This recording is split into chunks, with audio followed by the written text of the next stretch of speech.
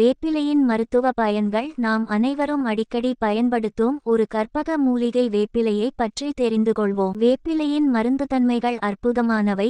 அதன் மூலம் பலவகையான நோய்களை குணப்படுத்த முடியும். இவை பழமையான சித்த மருத்துவத்தில் முக்கிய இடம் பிடிக்கின்றன. வேப்பிலை இது சிறுநீர் பெருக்கம், வீக்கம், கட்டிகள், வாதம், சுவையின்மை, பித்தம், கபம், நீரிழிவு மற்றும் தோல் வியாதிகள் போன்றவற்றிற்கு மிகச்சிறந்த மருந்தாகும். வேப்பிலையை தண்ணீரில் கொதிக்க வைத்து அதை சாப்பிடுவது அல்லது அதன் சாற்றை உள்ளிடுவது பல நோய்களை குணமாக்கும். அம்மை நோய். வேப்பில் கிழங்கின் மேல் அதிமதுர பொடி சேர்த்து அரைத்து உலர்த்தி மாத்திரை போல் கொடுத்து வந்தால் அம்மை நோயை தீர்க்க உதவும். நீரிழிவு, சர்க்கரை நோய். வேப்பிலையின் சாற்றில் வெந்தயம், ஓமம், சீரகம் ஆகியவற்றை சேர்த்து சூரிய பாவனம் செய்த பிறகு அந்த தண்ணீரை உண்டால் நீரிழிவு மற்றும் அதற்குட்பட்ட நோய்களை தீர்க்க முடியும். சரும நோய்கள். வேப்பிலை, மஞ்சள் மற்றும் எலுமிச்சம் சேர்த்து அரைத்து பரு, தோல் எரிச்சல், சருமத்தில் ஏற்படும் புண்கள் மற்றும் கடுமையான சிரங்கு போன்றவை குணமாகும். மலேரியா, காய்ச்சல். வேப்பிலையை 10 இலையுடன் 5 மிளகுத்துடன் சேர்த்து சாப்பிடுவதன்